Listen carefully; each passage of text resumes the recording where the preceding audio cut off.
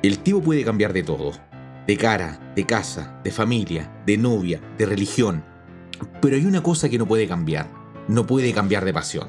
Pero weón, ese es el secreto de sus ojos. Hoy día vamos a hablar de historias de fútbol, weón, si es película chilena. ¡Comenzó el partido!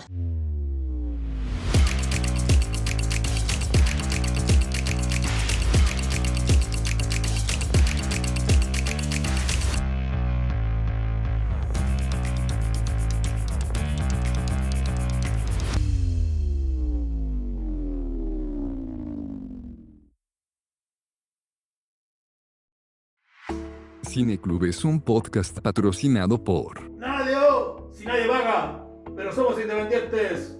Cierto, pero puedes regalarnos un café en Buy Me a Coffee, seguirnos y dejarnos comentarios en nuestras redes y puedes recomendarnos a más amantes del cine.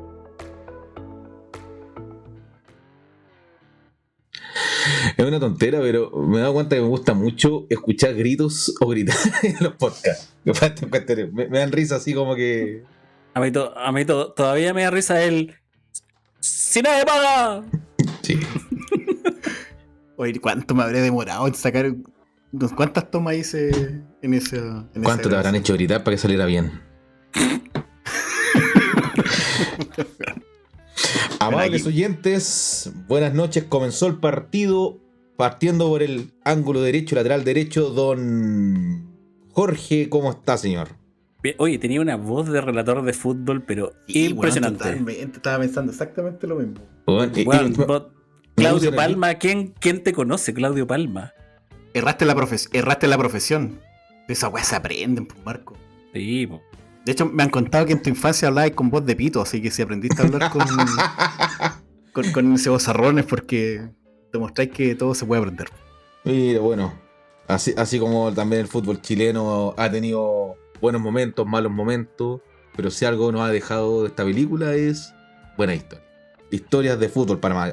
Mira, no a los Arjona, no, pues a los Bodanovich, mando todo.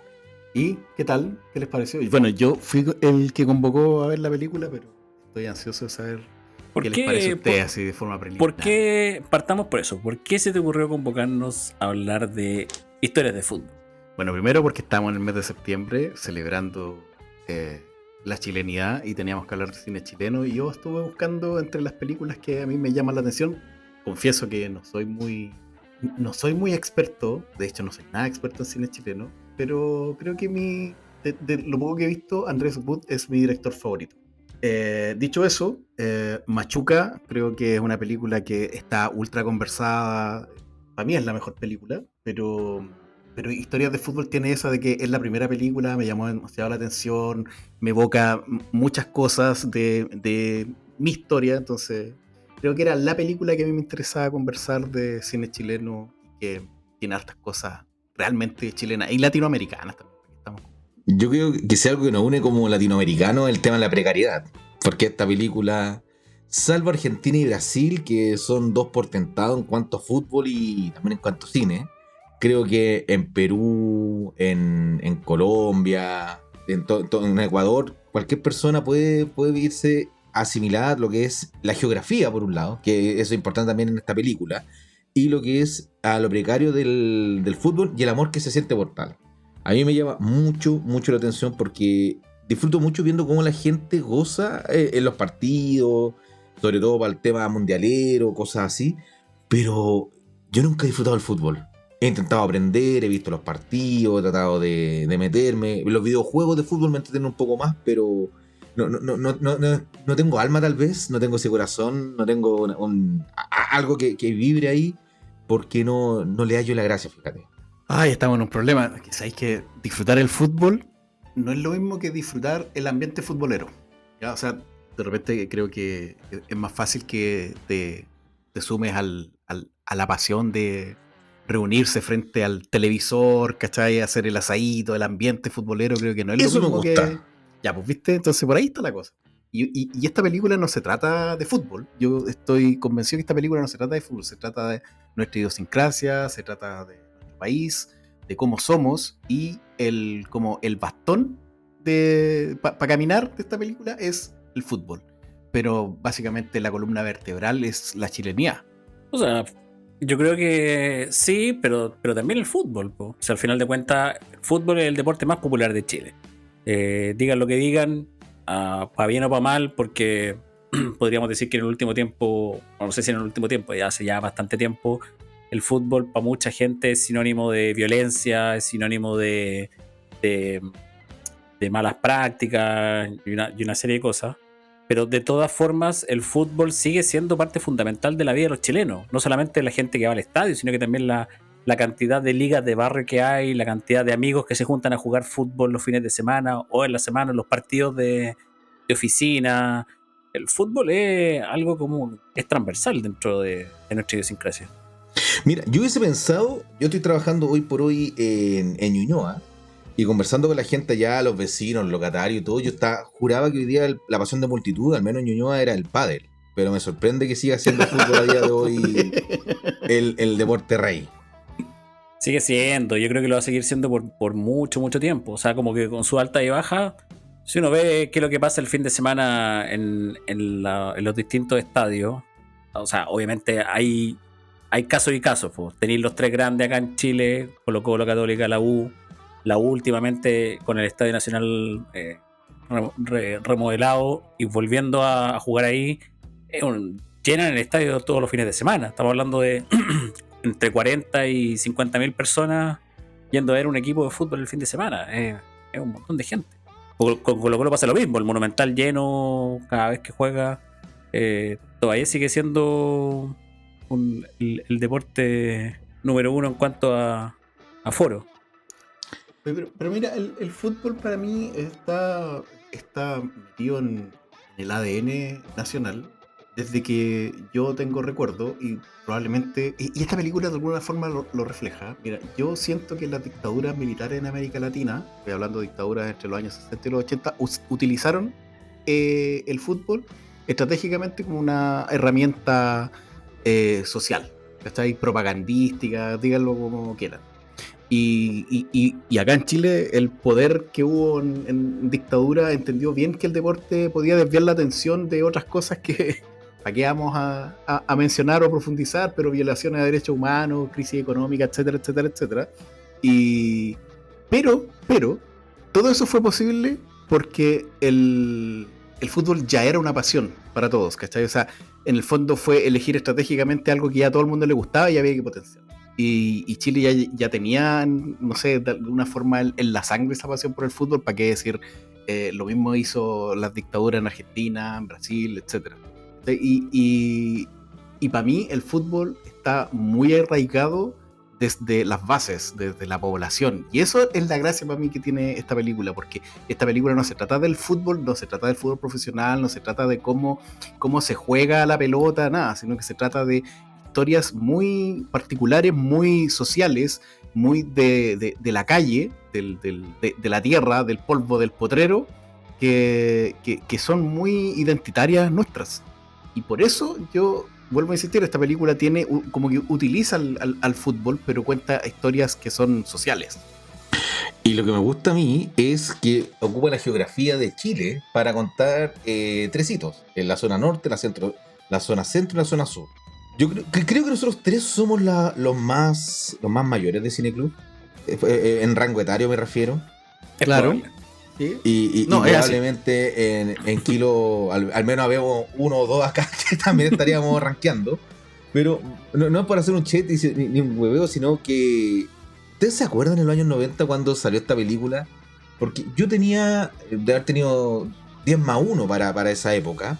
Y recuerdo muy bien que era como que la novedad de ir a ver esta película al cine, porque era una película entretenida, no era una película de dictadura, no era una película ordinaria, sino que era una película entretenida, que eran como los prejuicios que había con el cine chileno en ese entonces, de que se escuchaba mal, que se veía feo, de que eran aburridas, de que eran más panfletos políticos más que obras probablemente tal, cosas que no comparto yo su opinión, pero yo me acuerdo cuando chico que eso se hablaba mucho y con historias de fútbol era entretenida y que la daban en TVN. Entonces yo me acuerdo con mis compañeros tratando de ver nunca pude pasar más allá de la segunda historia porque como era chico me quedaba dormido siempre entre tanta comercial que daban. Entonces ustedes tienen recuerdos de eso, los reglames como le llamaban.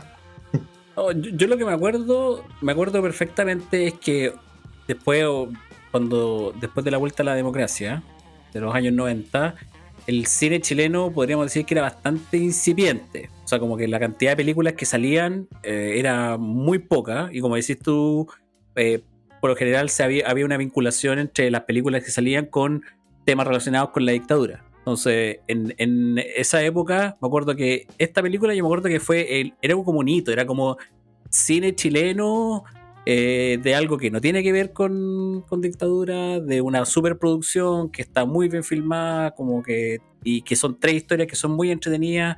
Era como un cine distinto, era como. Y en esa época era como que, oye, hay que ir a ver. Hay que ir a ver esa película. ¿Qué pasó también, por ejemplo, no sé, pues con películas como El Gringuito? Había pasado un poco antes, como con Johnny 100 pesos, que un poco anterior, pero era como el cine chileno como largometraje que hace rato no ocurría. Oye, yo te tengo un dato respecto a lo que estáis diciendo que a mí me sorprendió ahora que estuve investigando. A Historias ver. de fútbol se estrenó en 1997. Historias de fútbol fue la única película chilena estrenada hace años. La otra película, por decir, sí, porque también es película, fue un documental de Patricio Bañados, pero Patricio Bañado, historia Patricio así de. Guzmán. Oh, no recuerdo. Ahí Patricio me pillaste. Bañado era del Caballero del No, el de la voz ¿Sí? FM perfecta. Puede ser que él sea el que relata, no recuerdo. Bueno. Ahí echamos también a Pablo Patricio Silva, algo. Sí, pues, pero lo importante no es ese. no es ese metraje, es este otro. Esta es la única película de ficción que se estrenó en 1997. Lo que te dice el estado del cine en ese momento, el cine chileno. ¿Cachai? A ver, la dictadura había terminado apenas hacía 7 años. ¿Cachai? Y efectivamente, como dice Marco, se sentía esto de que las películas chilenas tenían mal sonido, el tema de la dictadura, era como súper recurrente. Y Andrés Wood viene y debuta con esta propuesta que para mí rompía la tónica totalmente imperante en la época, y que, fíjate, que no habla directamente de represión, no recreaba ni centros de tortura, ni hablaba de temas que tenían relación con Pinochet, por ejemplo, que parece ser una película de alguna forma apolítica, pero viejo, esta película es súper política, es vida cotidiana, calle, población, potrero, ¿cachai? Códigos Y locales. claro, y si te fijáis, acá yo lo primero que pensé ahora en el análisis que estaba tratando de hacer para esta conversación es que aquí Andrés Wood hizo que se me viniera una frase a la cabeza de Truffaut, que dice que se puede defender que un cineasta muestra todo lo que tiene en los primeros 50 metros que filma. Y cuando hablo de 50 metros es porque estamos hablando de cinta. Un rollo. Claro, y efectivamente en esta película yo creo que está todo lo que viene después de Andrés Wood de alguna forma. Claro, está a lo mejor de forma más incipiente y todo, pero creo que todo lo que vemos después de Andrés Wood en adelante empieza acá. Él pone su sello acá, su timbre, compadre, y están todas sus obsesiones, el Chile popular, la desigualdad, los personajes complejos, Los niños. claro, los niños, la ternura de los niños, la inocencia, todo eso, ¿cachai? Todos estos paisajes polvorientos, ya, todo eso lo coloca acá, incluso con este tono de Nouvelle Vague que tiene Andrés Wood, de una forma. Sobre todo la primera me recordó 400 golpes, cosas así. O sea, es evidente que está tomando esos elementos. Y hay una cosa respecto al contexto que creo que le hemos dado mucha vuelta al que era los 90, la época de la transición, ¿cierto? Post-dictadura, todo ese tipo de cosas. Algo de esto lo mencionamos en el capítulo de Cementerio Palpito 2, que quien no lo haya escuchado, vaya y escúchelo, creo que es uno de los buenos capítulos que hicimos con los muchachos, y que ahí también tratamos de contextualizar un poco de qué pasaba en ese entonces y por qué era tan importante estos hitos en el cine chileno. Retomando, encuentro que la idea de que sean 3 historias, ¿cierto? La hace mucho más asequible que una película de 90 minutos, 120 minutos, y que cada uno sea un pequeño cuento, y que aquí yo creo que el golpe de gracia que hace este compadre es haberlo hecho de la geografía, ¿cierto? De este país, que este país tiene de todos los colores, todos los climas, todas las condiciones, haya hecho un personaje más de la historia. Pienso en la primera película que es en Calama. Calama es tanto personaje como lo pueden ser los niños del cortometraje, ¿cierto? La primera historia. ¿Le dices tú o le digo yo, Jorge? Dile tú. No, es que esa es la segunda historia, Marco. Oh. Lo que pasa, yo vi el otro corte el director. No, el Yo la vi al corte revés. renegado. La vi al revés. Hablemos en el orden que queráis, me da lo mismo. No, Creo que seamos centralistas, partamos por la primera. Metropolitana. Daniel Muñoz. Daniel Muñoz. No le creas, se llama esa historia. No le crea. Es un corto que está inspirado en un cuento de Benedetti, que se llama Puntero Izquierdo. ¿Tú lo leíste? Lo leí, sí. ¿Y? Claro, lo que pasa es que el estilo de escritura es muy, muy enrevesado, muy, muy extraño, pero en el fondo la base es la misma. En el fondo es que es de este delantero que llegan a ofrecerle un puesto, que era como el delantero estrella de un equipo de un equipo B. Y ahí hay de todo, por el fondo hay goles, hay mafia. Bueno, podríamos decir lo que pasa en el fútbol actual. Harta mafia. Sí, oye, que el fútbol amateur igual tiene harto de eso. Que no son las mismas formas, no son los mismos actores que hay en el fútbol profesional, no son los mismos montos que se mueven, pero existe todo. Oye, es que mira, yo puedo empezar a desarrollar un poquito por qué elegí esta película. Porque igual esta historia y las otras de alguna forma me evocan mi infancia, mi juventud. Y esta directamente está relacionada con mi infancia. Mi viejo era presidente de un club amateur en Chillán, un club que se llamaba Junior. Malonganiza mecánica. Y yo iba, no, ese es Ñublense, que también iba al estadio, pero ese es un equipo profesional. Estamos hablando de un equipo de fútbol amateur. Y yo iba a ver a la serie senior, donde jugaban todos, o sea, de todas las edades, ya el equipo como el más bacán del club. Y ahí estaban todos los jugadores de todas las edades. El técnico gritaba tal como grita el técnico de esta película, ¿cachai? Siempre habían promesas que nunca pasaban de la cancha de tierra, que todos pensaban que a lo mejor podían llegar al fútbol profesional y no pasaba nada. Pero lo clásico era el tercer tiempo con alcohol, también full, estas discusiones eternas curados sobre la jugada dudosa, echando puteada al árbitro, conversando en el post partido, etcétera. Pero eso, yo te digo que hasta el día de hoy es así. Así funciona el fútbol amateur. Eso no debe haber cambiado nada, ¿cachai? Y lo otro que me acuerdo harto era que yo me escapaba, mi vieja me obligaba a ir a misa, y a mí no me gustaba ir a misa, entonces me quedaba atrás y me escapaba a una cancha que está a 2 cuadras de la capilla, que se llama Club Deportivo Barrabás, y ahí veía partidos. Estaba con los viejos chichas, así tal cual estaban en las barras que aparecen acá en el partido, pero con la diferencia que acá le falta eso a Andrés Wood, haber puesto algún personaje chicha gritando, puteando al árbitro, pero puteando al árbitro en chileno. ¿Cachai? Y eso es una cuestión, una experiencia súper entretenida sentarse con esos viejos, porque son súper graciosos, son súper originales con sus tallas, sus bromas, y siempre se ríen pese a que puede estar pasando lo que pase en el partido. No es la situación de barra brava, de furia, de enojarse con el árbitro, no, es un ambiente totalmente distinto, muy entretenido. Y esos viejos tienen talla para todo.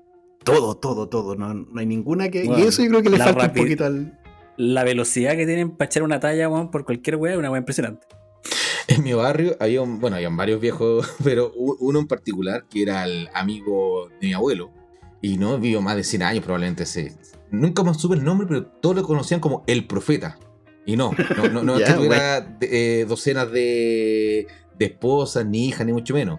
Era el profeta, porque era el más viejo de todos, y el viejo era cuentero. Y tú le preguntáis de algo y siempre tenía respuesta a algo, aunque tuviera o no tuviera razón, pero él siempre salía con alguna explicación para las más extrañas preguntas.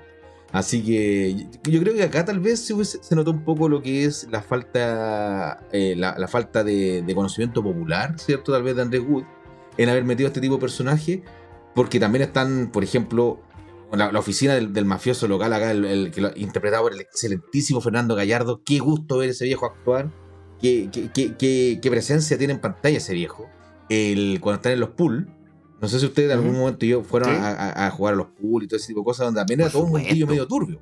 Pero por supuesto, a jugar chapita. A tomar la piscola. Y a una edad en que no correspondía ir. Exacto. Sí, pues íbamos pendejos. Yo era pésimo al pool, pero lo que me gustaba era el pool con el cigarro en el labio, la piscola cabezona o la escudo de litro ahí con los amigotes. Y era la misma tontera que podía hacer en la casa, estar tomando, pero era como, no, que estamos en un pool, somos como los chicos rudos y todo.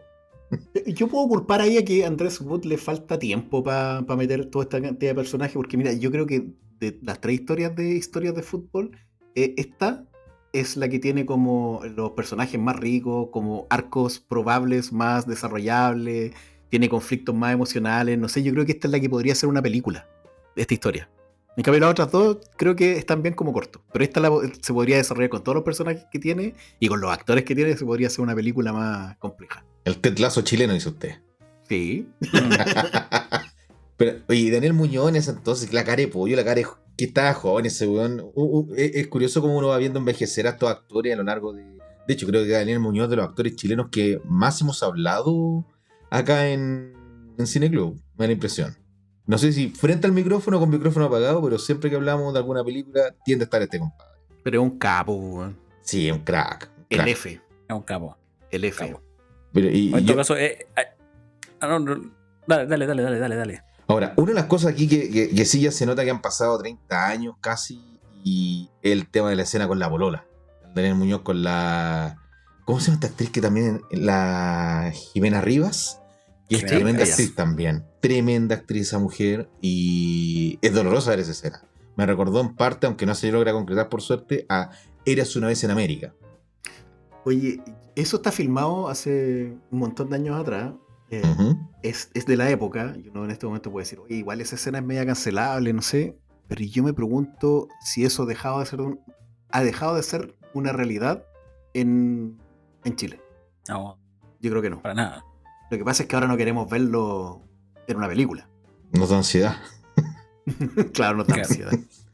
No, pero que también te muestra que sirve, si se quiere, para la construcción del personaje, porque todos estos elementos te van mostrando que este tipo es medio bruto, tonto no es, pero es medio bruto y es atarantado. Se calienta rápido en las múltiples acepciones de la palabra, porque el compadre tiene 30 años y todavía jura que la va a hacer y que va a entrar a jugar a los profesionales y todo, cuando ya a los 30 años los profesionales se están retirando probablemente, ya no están en el pic de su carrera. Y este compadre es de él, que quiere jugar, dale, que quiere jugar. Y yo creo que también te muestran esto como para darse cuenta que lo único que a él le interesa es el fútbol. Yo juego a la pelota. Entonces, tiene su razón de ser la escena. Eso va a ser 31 minutos. Sí, Sí, el pues. chico Terry. El chico El chico de... Terry. Yo juego a la pelota. Que acá nos reímos de eso en la casa porque mis hijos son así. Yo juego a la pelota. Tenía con marionetas, no sabía, mira. Todos los días se aprende algo. Oye, en todo caso, a mí me gusta la forma de cómo retrata. O sea, lo que estábamos hablando recién, ahí a lo mejor hay cosas que se le dan detalles, pero igual retrata cómo es la vida en la cancha de tierra, po, en el Sí, barrio po. donde. No, sí está bien hecho. donde o sea, es que a mí me parece súper admirable la cantidad de gente que se junta los fines de semana, la cantidad de clubes de fútbol que hay donde van a jugar solamente por amor al fútbol, porque digamos que instalaciones no hay, o sea, como que es una cancha de tierra, con suerte un lavamanos para sacar agua y sería, y con eso en el fondo se arma, detrás de eso hay un club de fútbol con hinchada, con familias que se juntan, y en la total precariedad. Si uno, es cuestión de que si uno se dé la vuelta el fin de semana por Santiago y te encontráis con cientos de canchas llenas de gente los fines de semana. En Conchalí, en mi barrio, mi abuelo fue de los fundadores justamente del Club Deportivo Manuel Rodríguez y yo una vez jugué, me pasaron los zapatos, la ropa y veía cómo corría tirar la pelota para un lado, para el otro. Y yo caminando, ni siquiera corriendo. Pésimo como futbolista, así que no estuve a la altura. Un Billy Elliot cualquiera prefería ir a bailar. Totalmente. Ahora, sí hay una cosa aquí como que dice Jorge respecto al tema de que la gente lo hace todo esto por amor al arte y por la pasión verdadera, porque no es una superproducción ni un gran espectáculo que se te presenta en las canchas de bar, ¿cierto? Los potreros. Llega un documental que se llama La Directiva, que creo que esta es cuarta o quinta vez, y no va a ser la última hasta que hablemos algún día de ese documental que está en Onda Media, que trata justamente sobre los árbitros de tercera división y de cómo los forman y todo. Imagínense algo menos sexy que ser árbitro de tercera división más encima, en Chile. Y aún así es una de las mejores historias que yo he visto en uno de los mejores documentales. Una película Eso debe ser deporte de alto riesgo, esa weá, porque la probabilidad, weón, de que te saquen la chucha debe ser Oye, pero es que, Altísima. que cuando yo le estaba contando que mi viejo era dirigente y era presidente de un club amateur en Chillán, yo, una de las cosas, una de las imágenes que tengo así, pero muy marcada, es a mi viejo, no una, varias veces, corriendo a la cancha a parar a compadres del equipo para que no le sacaran la cresta al árbitro. Porque eso significaba, así como en el fútbol profesional, aparte de la expulsión, son fechas de castigo, etcétera, la expulsión definitiva de la categoría, los compadres, no sé, pues, los buenos jugadores, las estrellas, puta, todos así, brutos, pues, weón. Si un mal cobro el árbitro, compadre, y se calentaban y a pegarle, pues. Y mi viejo ahí corriendo a agarrar a los huevones y peleando para que no se cascaran al árbitro. Eso es súper común, entonces, y eso es fútbol amateur, y si tú me estás diciendo en tercera división, eso ya vas a hacer fútbol profesional. Veamos un día de conversar ese documental, Marco. Véanlo. La invitación. Sí. ¿Les va a gustar? Yo me acuerdo que lo empecé a ver, lo dejé de ver, me acuerdo por falta de tiempo nomás, pero lo empecé a ver y es bastante peculiar la forma de cómo muestran entre los engrupidos que son con el tema del arbitraje y que tienen que viajar y que tienen que, ¿cómo se llama?, que hacer charlas o tienen que enseñarle a los otros nuevos. Es bien peculiar. Y los viejos bien terneados, es como que si fuese una wea muy importante. Es que para mí la gracia de ese documental es que te muestra lo que es, cuál es la verdadera patria de este país, cuáles son estas personas anónimas que hacen funcionar el Estado de Chile. Un poco este documental de la batalla por la longaniza muestra desde un tono más jocoso, si se quiere, ¿cierto? Con una ficción, un falso documental, hace lo mismo también con muy buenos resultados. Pero creo que son como primos hermanos. Y si a alguien le gusta historias de fútbol o esta película de la longaniza, yo creo que esta también le va a interesar. ¿Vamos a la segunda historia? Sí, está ahí. Vamos a la segunda historia. Desesperado. Último gol gana, se llama ese.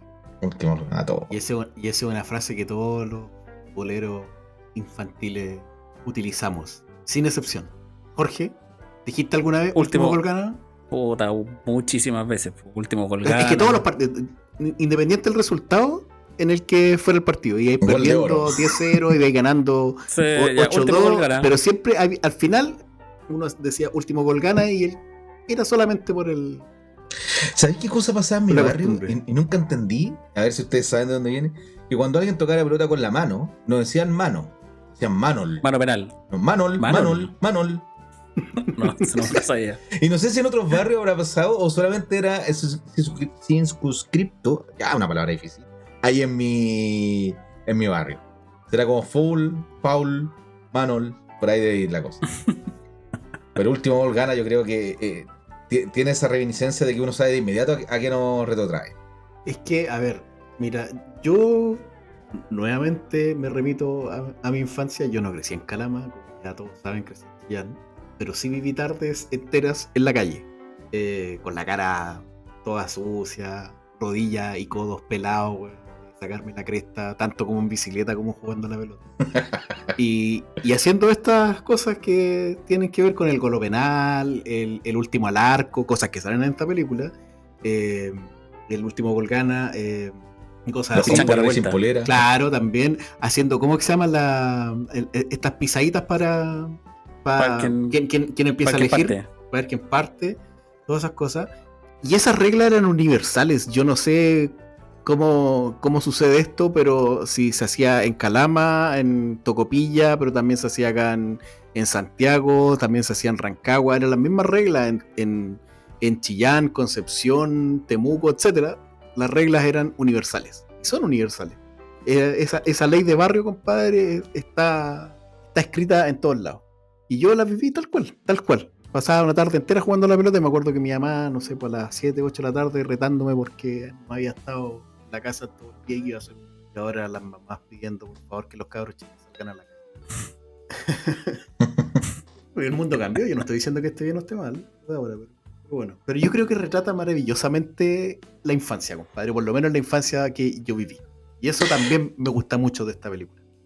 Es súper difícil en las películas cuando hay niños, porque o son estos niños actuando de niños, que son como la idealización aséptica de cabros chicos que en realidad no son, o lo hacen bien, que acá estos cabros chicos parecen cabros de verdad. medios pinganillas, maldadosos, de buen corazón, medios peleadores, pero que se andan acompañando en piño, todo ese tipo de cosas, me da la sensación de que son personajes reales, de que como si hubiesen puesto la cámara y lo hubieran estado grabando nomás, no como si fuese una actuación.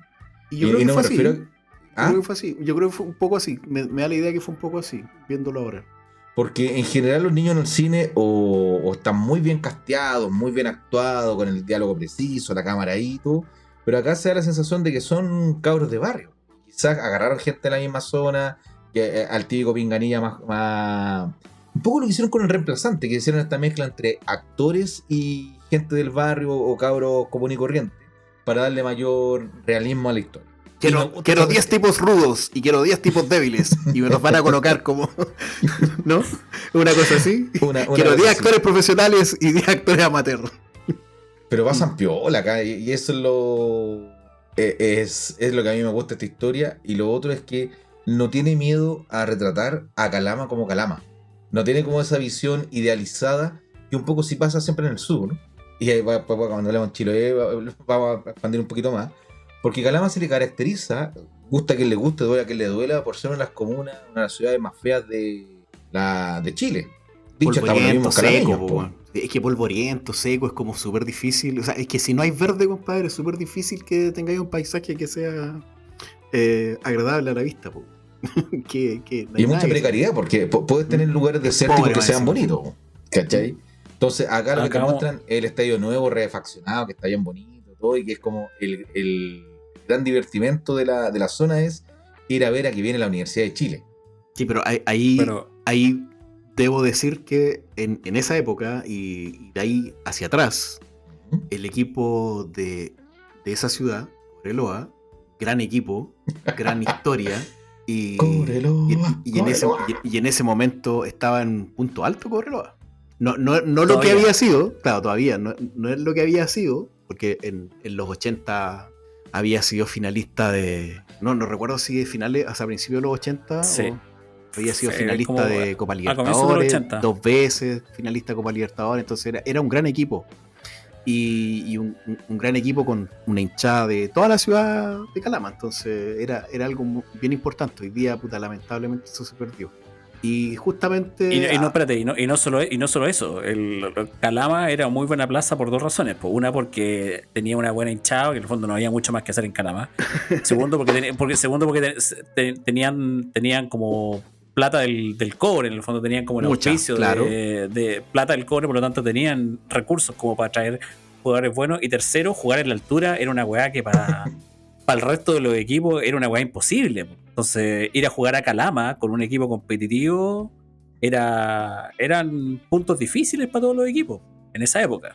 Sí, a mí una de las cosas que me gustó eso, que Andrés Buda aprovechó la ocasión de grabar durante un partido con la Universidad de Chile, pero no centrándose en el partido, sino que centrándose un poquito en mostrar el estadio, la entrada, de que los cabros chicos no pudieron asistir porque no tenían entrada, etcétera, pero les llega una pelota y eso les cambia la vida, ¿cachai? Y chao con el fútbol profesional, o sea, ahora juguemos a la pelota nosotros disfrutemos y les cambia como todo le cambia como todo el rollo, por eso la historia es súper entretenida. Y ahí empieza como a mostrarte como lo que a mí me llama mucho la atención, lo que más me gusta de esta historia es reflejar este código de amistad callejera que existía en ese momento. ¿Cachai? Porque hay hartas cosas que los cabros chicos tienen en esta historia que tiene que ver con, oye, no se molestan, sí se molestan, pero no se pican. ¿Cachai? El que se pica pierde.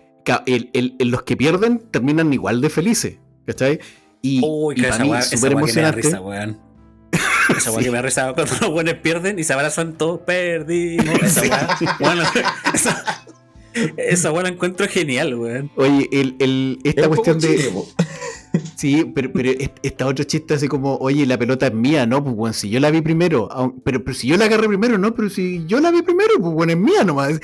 ¿Cachai el argumento? Y después el juego de la Coca-Cola, pues.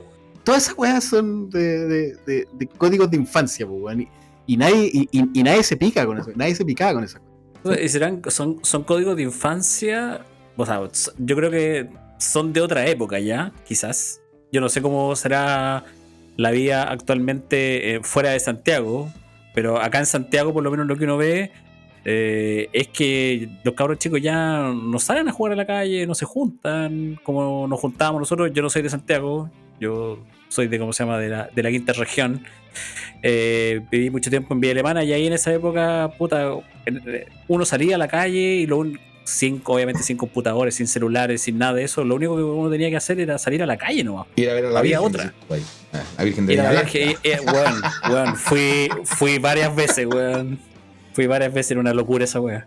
Pero no sé cómo estará la vida en provincia actualmente. Capaz que todavía siga siendo algo parecido a eso, ojalá. Pero a mí por lo menos me trae hartos recuerdos de cómo era la infancia propia, de salir a la calle, juntarse a jugar a la pelota en las condiciones que fuera, como una pelota, hasta con una pelota de ¿cómo se llama?, de papel con scotch, uno está la tarde entera ¡Que jugando. pegaban fuerte esas huevadas!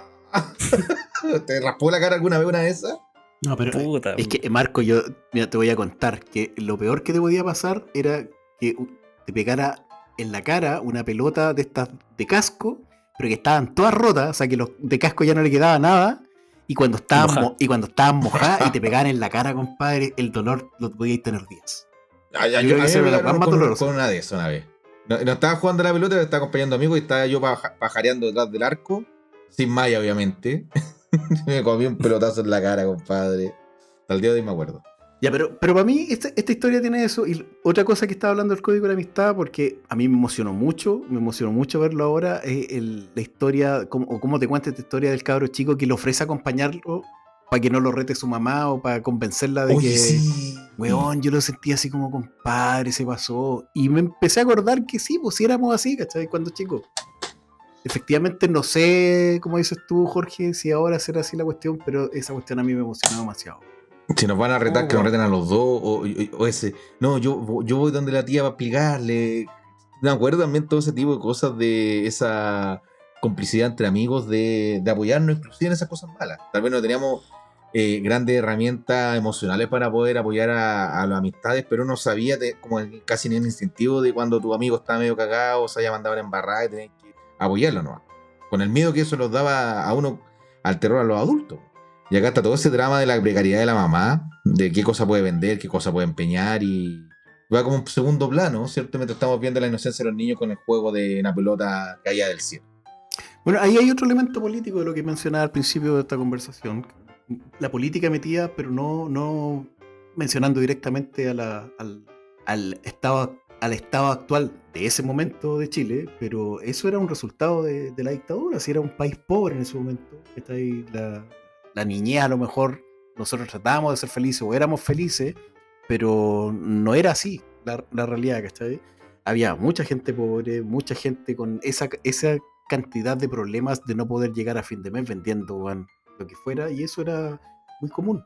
Y ahí hay un retrato político que hace Andrés Wood que no tiene que ver solamente con retratar violación a los derechos humanos en la película, sino que es más piola y me gusta.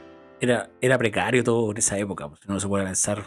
Era como que, no sé, pues, era casi como que uno se juntaba a jugar a la pelota y tener una pelota de fútbol y una pelota de fútbol buena en esa época era como que, oh, wow, tiene una pelota. Era como que el weón de la pelota era como que. El Kiko. Era el Kiko. Pero ese weón era el weón que se podía picar, era el único que se podía picar. Y se llevaba la pelota. Sí, po. Ese ya la pelota. Exactamente.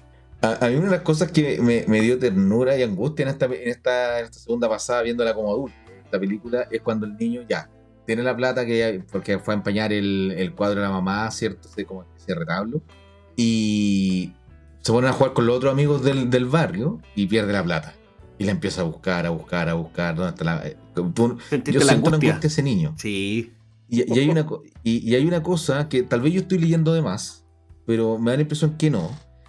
Porque esto ya se sabía, que después Pato Guzmán en la nostalgia de la luz ocupa el mismo recurso, que es de las mujeres, mayoritariamente mujeres hacían este trabajo, que están buscando en todo el desierto, con lo inmenso que es esto, los restos y los despojos, los huesitos de algún familiar detenido desaparecido.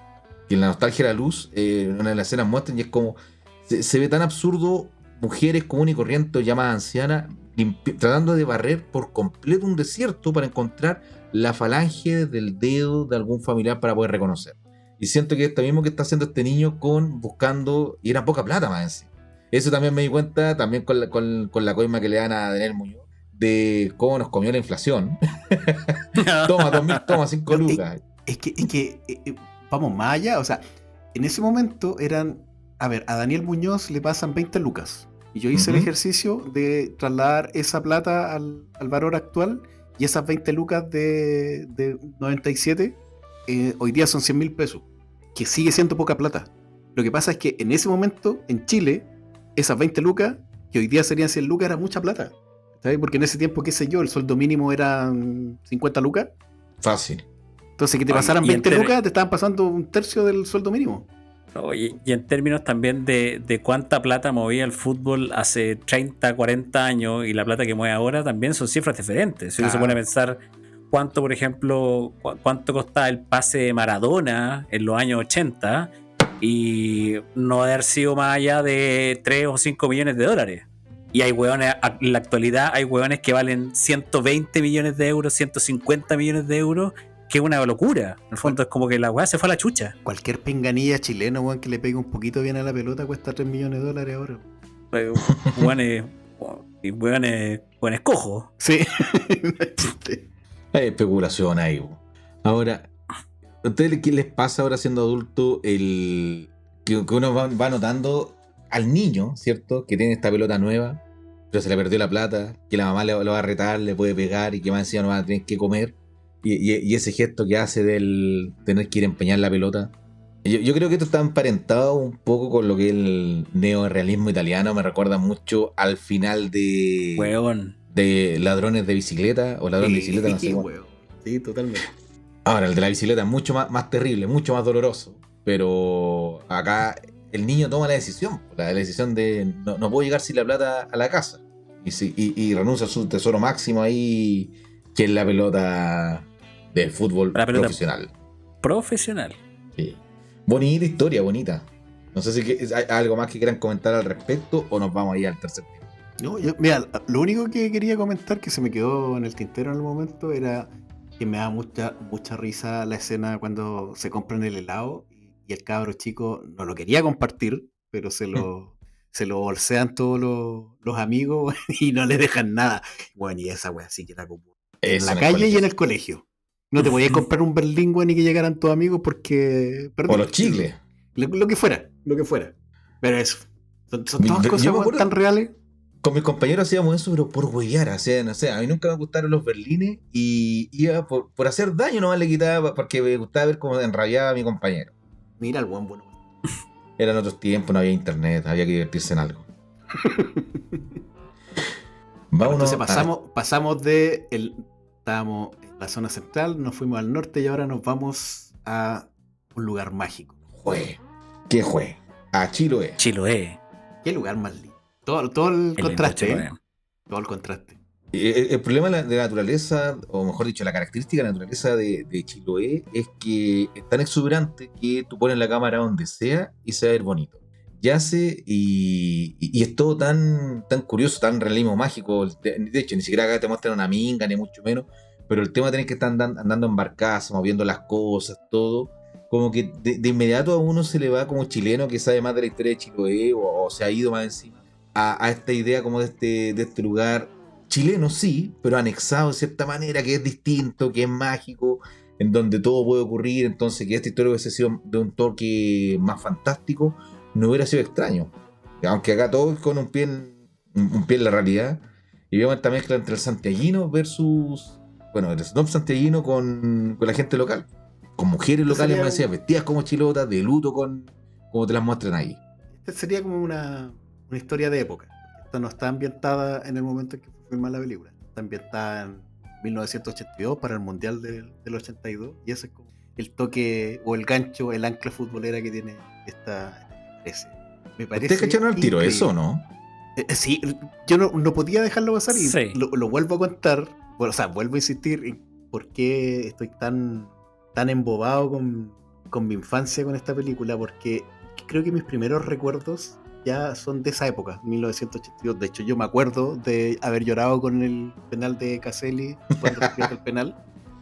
Me acuerdo clarito el gol que se come el gato Sven que aparece en esta película. Pero son recuerdos así súper pasajeros, o sea, son pequeños recuerdos. Yo tenía, qué sé yo, 6 años. Y, pero son mis primeros recuerdos de fútbol. Que está ahí, que no se me van a olvidar más. Y creo que esta película tiene esa gracia. O sea, como que eficazmente nos transporta a otra época sin darnos cuenta. Y tiene un choque, es la primera historia que tiene como una especie de choque cultural que a mí me llama mucho la atención. Y que lo viví muchas veces, de ser el guaso frente al citadino, que se cree más por nada, que yo creo que no es más en ningún punto de vista, solamente que sabe otras cosas. La gente del campo sabe cosas distintas que la que sabe la persona de la ciudad, pero no sé por qué la gente de ciudad es más prepotente en ese entorno. Oye, Juanca, ¿y tú cuánto tiempo llevas viviendo acá en Santiago? Yo desde el 2001. 2001. ¿Y cómo te has sentido acá en Santiago? ¿Te has sentido igual que cualquier santiaguino? ¿Has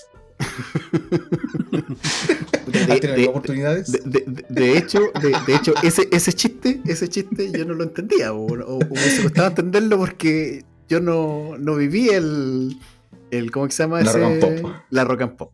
Pero si la Rock and Pop, ya pasáis del anillo de Espucio y no se veía el canal Rock and Pop. Así que claro, tenéis que estar como protagonista de esta historia, moviendo la antena así, como el señor Retamales Los Venegas con el celular gigante para agarrar señal para poder verlo.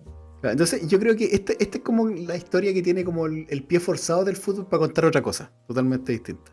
Creo que en ese sentido es diferente. Me gusta mucho la historia, pero creo que mucho de lo que está contando tiene que ver con el choque cultural entre lo urbano y lo campesino. Porque muestran mucho, y lo hace súper bien, mostrar este ritmo pausado que tiene la gente que vive en Chiloé, o la gente que vive en el sur, que tiene otra forma de hacer sus cosas, otros tiempos, versus este ritmo vertiginoso que lleva este compadre, que lo único que quiere es que por favor apurémonos, que pase todo como yo quiero, que no se me escape nada de lo que como yo lo haría en la ciudad. Y ese choque como de mal educado contra el campesino, lo encontré súper bueno, y aparte que tiene un humor sarcástico increíble, chilotes culiados, yo me reí como una hora, weón, con eso. Pues se le escapó, así ya no aguantó más y se le escapó el improperio. Es una historia bien es bien diferente a las otras dos, diría yo. Es como, yo lo siento como media lynchiana, en el sentido de que hay como personajes raros, como que todo fluye a un ritmo diferente. Está, como decís tú, esta contraposición entre lo local, el mundo donde está puesta la historia, y este personaje que en el fondo quiere que las cosas pasen de otra manera. Encuentro que, claro, es una historia que gira en torno al fútbol, pero muestra más fehacientemente otras cosas que no tienen que ver con el fútbol. No, muestra más relaciones humanas que no tienen ligazón con la pasión por el fútbol. Porque acá la pasión por el fútbol está dada porque van a ver un partido, nada más. Pero el resto, no sé, gente que está de luto, amores por ahí que son medios prohibidos, no sé, la relación entre estas hermanas, los enamorados que tienen por ahí. Esas cosas creo que son las más interesantes, las más importantes de esta historia, más allá de que se cuentan a ver un partido. O tradiciones que son más locales y que en el fondo uno no está muy acostumbrado a verlas. O el personaje que es el extraño dentro del el Néstor Cantillana ahí. Néstor Cantillana, este personaje que es el extraño dentro de todo el resto, no está acostumbrado a verla. Y ahí pasa de que se muestra también la relación de lo colectivo que tiene el chilote, porque entiende que dada la geografía, el clima que tiene ahí, todo no puede subsistir solo y necesita el apoyo de la comunidad, donde todo es colectivo, desde hacer la comida, traer los insumos, prender el televisor, de tener que juntar la batería, o sea, todo ese tipo de cosas versus este santiaguino que más de ciudad, si se quiere, y más miradores menos, como decían ustedes. Se hace este caldo que yo no sabía para dónde iba la historia. Esta es primera vez que la veo completa, porque, como decía, cuando niño me quedaba dormido, no alcanzaba. Entre tantos reclames que daban en TVN, nunca alcanzaba a ver esta historia. Y dije, va a terminar con sangre, con violencia, le van a sacar la cresta a los chilotes a este santiaguino levantado de roja. raja. Y lo que sí me gustó, y ahí entiendo que se hable de pasión de multitud en esta historia, porque grita un viva Chile, ¿cierto? Creo que el fútbol es una de las tantas pasiones multitudes, si no nos tendríamos esta sobrepoblación mundial que tenemos al día de hoy. Y me gusta cómo está, ver al Boris Quercia tan jovencito, con esa cara de weón que pone en la película. Este viejo Lugo Medina, que en otra película que hablamos hace poco también aparece. Me gustan estos secundarios que le dan como este peso a la historia que estamos viendo. Al carácter. Claro, y esta historia de estas chicas me da coquetonas, me da la impresión como viudas solteronas, ¿cierto? Pero que, bueno, si Dios viene a dejar cosas a la casita y te viene a entregar, no hay problema. Po. Entonces, no, y sin remordimiento, pues, weón, si ahí en esa pareja hay 24 años de diferencia en ese momento. Sí, pero al frío que hacía y la lluvia había que guarnecerse de alguna manera, y ahí las diferencias etarias, la verdad que da un poco lo mismo. Así que a mí me gustó la historia, pero tiene también como este componente de la picardía, ¿cierto? La primera historia es como más cómica, si se quiere. El monólogo del por $1.000.000 me surzo el culo, que me lo rompan y me lo surzo el agua. ¿Cachai? Luego la historia de los niños, que es como más tierna, si se quiere, pero no un tierno tipo Village, tipo Disney, sino más bien de este agridulce de neorealismo de niños contra la realidad. Y en este caso una historia más, no diría folclórica, pero sí de choque de mundos. Ya, entonces voy a pescarme de tus palabras, Marco, y voy a asumir que te gustó la película. Pero por supuesto, entretenido. Ahora, se nota mucho que es noventera en cuanto a la edición, los títulos al principio, los créditos, como que todo este loquillo así como rock and pop, vamos a esto, como ese tipo de cosas que estaban, bueno, el Chacotero Sentimental también parte un poco así, con esta cosa loquilla, chascona, noventera, no estoy ni ahí, medio zona de contacto, por así decirlo. A mí lo que me gusta de la película, que me quedé pensando después de haberla visto, es que retrata muy bien las diferencias, yo creo, que hay entre el norte, el centro y el sur. O sea, que de hecho lo comentaba un poco antes con Juan Carlos, que nosotros creemos de que Chile es uno solo, como que hay como intento y siempre se habla como que de la chilenidad y que de que lo que le interesa a los chilenos, que ahora que estamos, más encima que estamos justo en épocas de propagandas políticas previo a una elección presidencial, donde se habla de lo que le pasa a los chilenos y lo que le duele a los chilenos. Cuando en realidad, si uno se pone a pensar bien, hay harta diferencia entre lo que pasa en el norte, que lo que pasa en el centro y que lo que pasa en el sur. O sea, como que para mí son como tres países que son, si pudiésemos dividirlo, podrían ser perfectamente tres países. Hasta cuatro, te diría yo. Porque el sur de Chiloé está no sé, en cantidad de distancia de Magallanes. Es una wea, es otra cosa. Pero hay harto de aprender. Yo creo que aprender, y bueno, una buena forma de enterarse de qué es lo que pasa realmente en el país es viendo este tipo de cosas. En el fondo, como Chile es un país que es tan complejo, es tan largo, y hay tanta diferencia entre lo que pasa en el norte, en el centro y en el sur, que casi como que podrían ser perfectamente tres países. Son tres culturas distintas por lo demás. O sea, de buena primera es lo que pasa. ¿Qué tiene que ver un chilote con un pascuense, más allá de compartir que viven en una misma isla? Y que probablemente tienen un retén policial y un serviestado en la plaza central, ¿cachai? En la plaza de armas. Todos tienen root.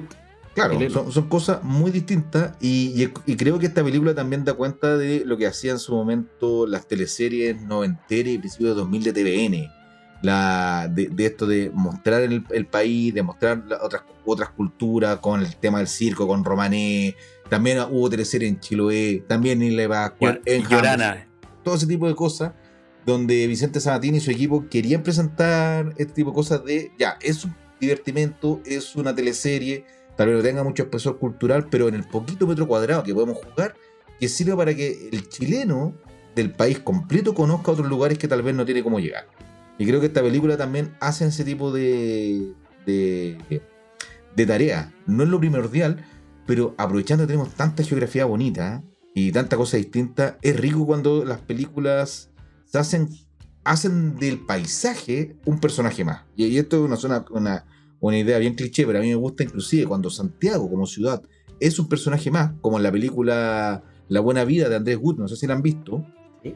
También buena película que también daría para mucha conversa, historias cruzadas entre medio, que más urbana, ¿cierto? Y que solamente tiene un error de el recorrido de las micros que pasan por donde no pasan las micros. Pero aparte de eso, la película impecable. ¿Y vamos cerrando ya o vamos a hacer algún tipo de recomendación? ¿Vamos a hacer algún repaso? ¿Recomendemos de Andrés Película. Wood o de fútbol? Yo, para recomendarte a Andrés Wood, diría Machuca, ¿no? Muy trillada. Está bien, está bien. Está bien, Machuca. Está bien. Machuca yo creo que debe ser un granito dentro del cine chileno. A pesar de que algunos pueden decir, oh, una película de dictadura. Uy, y la vi hace poco y no cachaba que salía Federico Lupi, el argentino. Federico Lupi es como el amante de Sí. el Kuppenheim en la película. Sí. Y Federico Lupi, para quien no lo cache, es el del Espinazo del Diablo de Guillermo del Toro, de ¿qué es un fantasma? Una imagen envuelta en un insecto atrapado en ámbar, esa cosa. Así que, tremendo actor. A mí me gustó mucho, bueno, mencionaba La Buena Vida, ¿cierto? Porque tiene todo lo que es historias de ciudad, historia de personajes en historia ruda entre medio. Pero ¿sabes qué? La película que no he vuelto a ver, la fui a ver al cine cuando salió en su momento y creo que fue una película adelantada, Araña. Que es muy Cuando te buena. muestran esta historia de Patria y buena. Libertad y todo. Tiene tremendo elenco internacional, esta actriz argentina que siempre se me olvida cómo se llama, pero que es tremenda actriz también, haciendo de chilena. Le sale bien el acento por lo demás. Así que... Pero es otra película de dictadura. Sí, pero es ruda esa película, encuentro yo. Más allá de que sea una película de dictadura, creo que es ruda esa película. Difícil de digerir. Es buenísima. Ya adelantada, po, porque Sí. todavía no están recién llegando a estas olas migratorias de centroamericanos. Acá se le da más con el tema de los haitianos, porque es muy fácil discriminar a alguien por el color porque destaca mucho. Pero esta película es previo a toda la mala fama y a la connotación negativa que ha tenido todo lo que es la migración colombiana, venezolana, ¿cierto? Los delitos de sangre y todos los prejuicios que hoy día se tienen. Entonces, no sé si esta película se hubiese estrenado ahora, quizá hubiese sido mucho más vigente. Y lo curioso de esta película es que ha sido previsora en un montón de cosas que ya está apuntando a que podían ocurrir. Capaz que haya sido más rechazada si hubiese sido estrenada en esta época, Marco. Por lo mismo. Quizá algunos lo hubieran celebrado. Así Bueno, como- ahí hay un punto que la película remarca mucho. Los extremos. Los extremos que hoy día tenemos muy marcadamente en esta película ya aparecieron y fue hace tantos años. Hoy día Oye, están yo empezando a dominar. de Andrés Wood, yo hablaría también unos 2 minutos de. Él no fue productor de los 80, que fue una serie que acá en Chile fue un exitazo. ¿Cuántas temporadas tiene? De tener 6, 7 temporadas, más o menos los 80.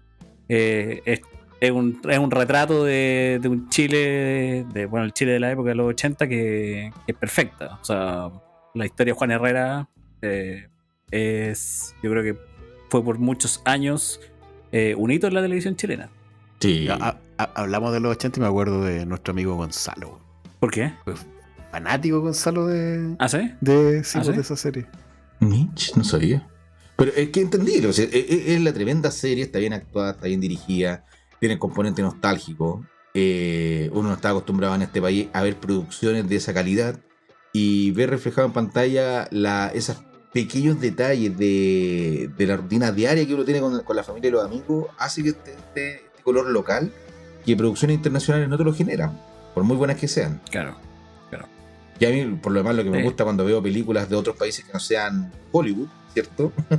Y menciono Hollywood porque, no sé, si veo una película argentina, peruana, mexicana o de otros continentes, tienen un sabor local que tal vez yo no entiendo ni todos los modismos, ni todas las palabras, ni todas las cosas, referencias culturales que estén ahí, pero ya me lo presenta como un mundo vivo y entretenido que como espectador me intriga y me apasiona. Oye, y lo otro que podríamos mencionar, yo creo, pero en esta serie de capítulos que estamos sacando con relación a películas chilenas, es decirle a todo el mundo que aprovechen Onda Media. Sí, Historias de fútbol verdad, tienes está, toda la razón.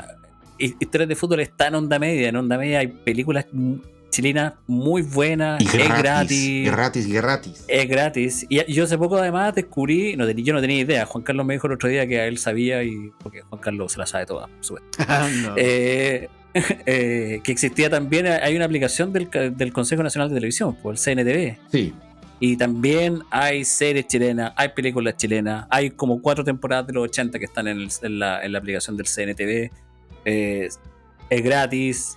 ¿Sabes lo chistoso de esa aplicación? Que aparte de poder crearte la cuenta, la de CNTV, la cuenta a través de Google, de tu correo, todo, puedes iniciar sesión con tu clave única. Y eso me da una ternura que la clave única sirva para ver una serie de televisión.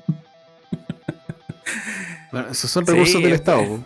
Ahora, mis amigos Oye, libertarios sí, van a decir que eso es para que averigüemos Es qué cosas grasa. nos gustan y todo. Pues.